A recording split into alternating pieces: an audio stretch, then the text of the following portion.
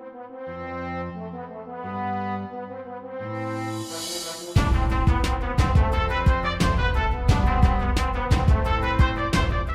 पिछले एपिसोड में हमने देखा जेनिथ के मैजिक इस्तेमाल करने के कारण रूडियस को पता चलता है कि वो किसी और दुनिया में रेइनकार्नेट हुआ, जिसके बाद वो छिप कर मैजिक की प्रैक्टिस करने लगता है। हालांकि एक दिन रंगे हाथों पकड़े जाने के बाद पॉल और जेनिथ उसके लिए एक मैजिक टीचर हायर करता है। फिर आखिर में अपना रूडियस कमिटमेंट लेता है कि इस बार वो जिंदगी सही से जिएगा। तो अब आगे तो पहला सीन में हमें दिखाया जाता है कि किसी का फ्यूनरल चल रहा होता है और काफी लोग रो रहे होते हैं। हम देखते हैं कि एक चेयर खाली है, इसका मतलब किसी एक इंसान ने फ्यूनरल को अटेंड नहीं किया। सीन चेंज होता है और हमें दिखाया जाता है कि एक आदमी जो कि काफी ज्यादा लेजी लग रहा है, वो कंप्यूटर पर कुछ देखकर उसे एंजॉय कर रहा है। तभी हम देखते हैं कि कुछ लोग हाथ में बेसबॉल बैट वगैरह लेकर उस आदमी के कमरे पर आकर दरवाजा खोलते हैं। वो आदमी उन्हें देखकर घबरा जाता है, पर थोड़ी हिम्मत कर वो उनसे कुछ पूछने की कोशिश करता है, लेकिन वो लोग उसे पीट कर उसका कंप्यूटर वगैरह तोड़कर उसको घर से बाहर निकाल देते हैं। बाहर आने के बाद वो थोड़ा आगे बढ़ा ही होता है कि उसे एक टीनेज स्टूडेंट का ग्रुप दिखता है जो कि आपस में बात कर रहे होते हैं। वो आदमी उन्हें वहां से हटने के लिए कहना चाहता है, अब हे ये खतरनाक है।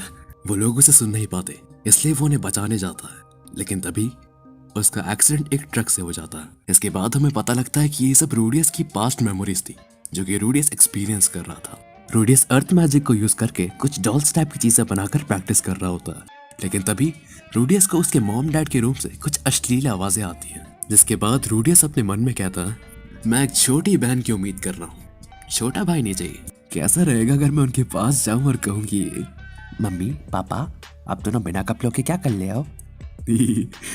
उनके बहाने सुनने में मजा आएगा। ये कहकर वो अपने हाथ में एक फायरबॉल बनाता है और रूम के बाहर जाता है। फिर वो देखता है कि रॉक्सी उसके मॉम डैड के कमरे के रूम में झांकते हुए कुछ अश्लील हरकतें कर रही है। ये देखकर वो अपने रूम में वापस जाता है और अपने मन में कहता है, मैं रॉक्सी की फीलिंग समझता हूँ, इस एज में ये सब नॉर्मल है। जिसके बाद वो एक अजीब सी स्माइल देता है। फिर सीन चेंज होता है और हमें पता लगता है कि रॉक्सी को आए हुए 6 महीने हो गए हैं। रूडियस को उसके पढ़ाने का तरीका काफी पसंद है और रूडियस इंटरमीडिएट लेवल का मैजिक काफी जल्दी सीख गया है। इसी के साथ सीन चेंज होता है और हमें दिखाया जाता है कि रूडियस को रॉक्सी मैजिक ओरिजिन के बारे में कुछ पढ़ा रही होती है, लेकिन रूडियस का ध्यान कहीं और ही होता है। फिर रॉक्सी बताती है, मैजिक को सबसे पहले स्पिरिट्स यूज किया करते थे अपने आप को दुश्मनों से बचाने के लिए। कुछ लोगों ने उनसे सीखा और उसके बाद ह्यूमन वर्सेस डीमन वॉर में मैजिक बना। ये सब सुनने के बाद रूडियस कहता है, क्या इस दुनिया में डीमंस और स्पिरिट्स होते हैं? रॉक्सी बताती है कि वो खुद भी एक डीमन है। फिर रूडियस कहता है, अच्छा अब मैं समझा। रॉक्सी आगे बताती है, तुम्हें याद तो है ना, तुम्हारे मॉम डैड मुझे देखकर थोड़ी देर के लिए शॉक हो गए थे। रूडियस जवाब देता है, हाँ क्योंकि तुम छोटी हो। रॉक्सी कहती है कि वो छोटी नहीं है और उसके मॉम डैड उसके बाल देखकर चौंके थे। फिर रूडियस कहता है, बाल? रॉक्सी उसे बताती है कि क्या तुमने वॉर के बारे में नहीं सुना? करीब 400 से 500 साल पहले ह्यूमंस और डीमंस के बीच एक बहुत बड़ी वॉर हुई थी। इसमें एक रेस का नाम था स्पेडिया। इन्होंने वॉर में सबसे ज्यादा खून किए। उन्हें कोई मतलब नहीं था कि किसकी जान जा रही है, दोस्त हो या दुश्मन, औरत हो या बच्चे। वॉर के बाद उन्हें डीमन कॉन्टिनेंट से बाहर निकाल दिया गया और सारी रेस उन्हें हेट करने लगी। आज के टाइम लोग बच्चे को सुनाते हैं कि सो जा बेटा सो जा, नहीं तो स्पेडिया के लोग आ जाएंगे। ये सुनकर रूडियस कहता है, यहाँ भी ऐसा होता है? फिर रॉक्सी कहती है, और हाँ, अगर तुम्हें कभी भी कोई ऐसा दिखे जिसके एमरल्ड ग्रीन हेयर हो और उसके सर पे एक रेड ग्राइंडस्टोन हो तो उसके नजदीक कभी मत जाना। रूडियस पूछता है, अगर मैं गया तो? रॉक्सी कहती है, अगर ऐसा हुआ तो तुम्हारी पूरी फैमिली मर जाएगी। जिसके बाद रॉक्सी रूडियस को बताती है कि कभी कभार रोशनी के कारण उसके बाल भी ग्रीन हो जाते हैं। फिर रूडियस कहता है, पर आपके बाल तो बहुत सुंदर है सेंसे।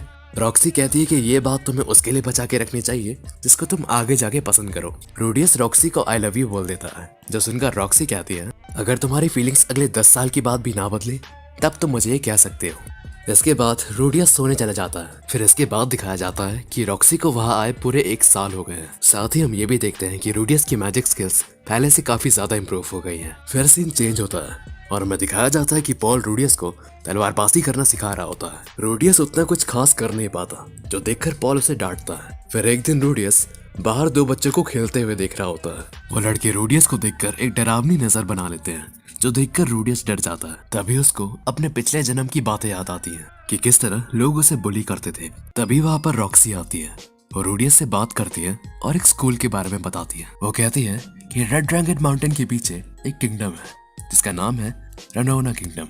वहाँ रोनोवा यूनिवर्सिटी है, सबसे बेस्ट मैजिक यूनिवर्सिटी। अगर तुम्हें मैजिक के बारे में और जानना है तो मैं तुम्हें यही यूनिवर्सिटी रिकमेंड करूंगी। वो इसी तरह बात करते हैं और इसी तरह दिन बीते जाते हैं। सीन चेंज होता है और हमें रूडियस के बर्थडे का दिन दिखाया जाता है। हमें पता लगता है कि यहाँ पर हर साल नहीं बल्कि 5 साल में एक बार बर्थडे मनाया जाता है और ये रूडियस का पहला 5th बर्थडे होता है। रूडियस के बर्थडे पे बहुत सारी तैयारियां की जाती हैं और साथ ही पॉल एंटरटेनमेंट का काम भी करता है। कुछ समय बाद पार्टी खत्म होती है और सभी रूडियस को तोहफे देते हैं। सबसे पहले पॉल एक स्वॉर्ड देता है और लेक्चर शुरू कर देता है। वो काफी देर तक बकवास करता है और स्वॉर्ड स्टाइल को मैजिक से बेहतर बताता है, लेकिन तभी वहां जेनिथ आकर उसे रोकती है और कहती है कि बहुत देर हो गई है, अब बाकियों को भी मौका दो। हम देखते हैं कि जेनिथ रूडियस को मैजिक की एक किताब देती है। रूडियस उसे लेकर काफी खुश होता है और कहता है शुक्रिया मॉम, मुझे यही चाहिए था। ये सुनकर जेनिथ बहुत खुश होती है पर पॉल नहीं। इसके बाद रॉक्सी उसे एक मैजिक स्टिक देती है और कहती है ये तुम्हारी मैजिक पावर को एम्पलीफाई करेगा। ये सुनकर रूडियस काफी खुश होता है और रॉक्सी को थैंक्स कहता है। रॉक्सी कहती है ये मैजिक स्टूडेंट्स को पहले ही दे दिया जाता है जब वो बेसिक सीख जाते हैं, तो इसलिए मुझे माफ करना, मैं तुम्हें देना भूल गई थी। रूडियस रिप्लाई में कहता है कि नहीं सेंसे, मुझे ये बहुत अच्छा लगा, मैं इसे संभाल के रखूंगा। रॉक्सी कहती है रूडी, अब मेरे पास तुम्हें सिखाने के लिए ज्यादा कुछ नहीं है, इसलिए कल तुम्हारा ग्रेजुएशन एग्जाम होगा। इसके बाद रूडियस खिड़की के पास बैठे बैठे अपना पास याद करता है। उसे याद आता है कि लोग उसे किस तरह बुली किया करते थे, कैसे उसका मजाक बनाया करते थे। इसी कारण से रूडियस को बाहर जाना पसंद नहीं था।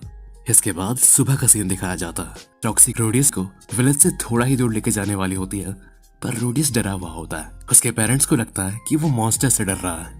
पॉल रूडियस को कहता है कि करवज्जो काफी अच्छा है। वो उसे करवज्जो, जो कि उस घोड़े का नाम होता है, उस पे बैठाने लगता है। रूडियस ये देखकर अपनी मॉम के पीछे छुप जाता है। रॉक्सी को लगता है कि रूडियस घोड़ों से डर रहा है।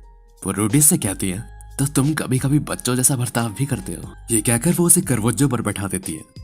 रूडियस काफी डरता है बाहर जाने से क्योंकि उसे बार बार अपना पास्ट याद आता रहता है, लेकिन थोड़ी देर बाद लोगों का व्यवहार देख के उसे अच्छा महसूस होने लगता है। कुछ समय बाद वो उनकी डेस्टिनेशन पर पहुंच जाते हैं। वहां पहुंचकर रूडियस रॉक्सी से पूछता है क्या ये कोई सीक्रेट मैजिक है जो हम लोगों के सामने नहीं कर सकते। रॉक्सी उसे बताती है नहीं, ऐसा कुछ नहीं है, ये लोगों को चोट पहुंचा सकता है, बस इसीलिए। अब सुनो, मैं तुम्हें ये बस एक बार करके दिखाऊंगी और तुम्हें एक बार में ही सीखना होगा। रॉक्सी कुछ चैंटिंग करने लगती है जिससे पूरा मौसम बदल जाता है। काफी तेज तूफान आता है और एक बिजली भी गिरती है। अनफॉर्चुनेटली वो उनके घोड़े करवज्जो पर गिर जाती है। ये देखकर रॉक्सी कहती है अब मैं क्या करूं। रूडियस जल्दी से चिल्ला के कहता है कि सेंसे उसे हील कीजिए। रॉक्सी उसे हील कर देती है और रूडियस से कहती है कि यह बात किसी और को मत बताना। अब रूडियस को भी ये मैजिक करके दिखाना था। रूडियस भी चैंटिंग शुरू करता है और काफी सही से परफॉर्म करता है। वो रॉक्सी से भी बड़ा तूफान लाता है जिससे रॉक्सी भी देखकर चौंक जाती है। मैजिक खत्म होने के बाद रॉक्सी रूडियस को कांग्रेचुलेट करती है और कहती है अब तुम एक रैंक्ड मैजिक सेंट हो। रूडियस पहले दुखी होता है पर फिर एक स्माइल देता है। इसके बाद सीन चेंज होता है और अब रॉक्सी वापस अपने घर जाने वाली थी।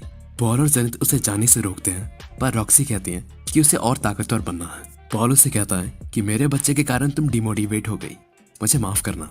रॉक्सी कहती है कि अब मेरे पास तुम्हें सिखाने के लिए कुछ नहीं है रूडी, और उसके सर पर हाथ रखने ही वाली होती है पर रखती नहीं है, बल्कि वो उसे एक लॉकेट देती है। वो कहती है ये तुम्हारा गिफ्ट ग्रेजुएट होने के लिए, अगर हमारे पास समय होता तो हम पार्टी भी जरूर करते। ये कहकर वो वहां से चली जाती है। रूडियस उसे पीछे से आवाज लगाता शुक्रिया सेंसे, मुझे इतना सब कुछ सिखाने के लिए। इसके बाद सीन चेंज होता है और दिखाया जाता है कि लिलिया रूडियस के रूम में सफाई कर रही होती है। तभी उसे रॉक्सी के अंडरवेयर मिलती है और रूडियस उससे माफी मांगता है।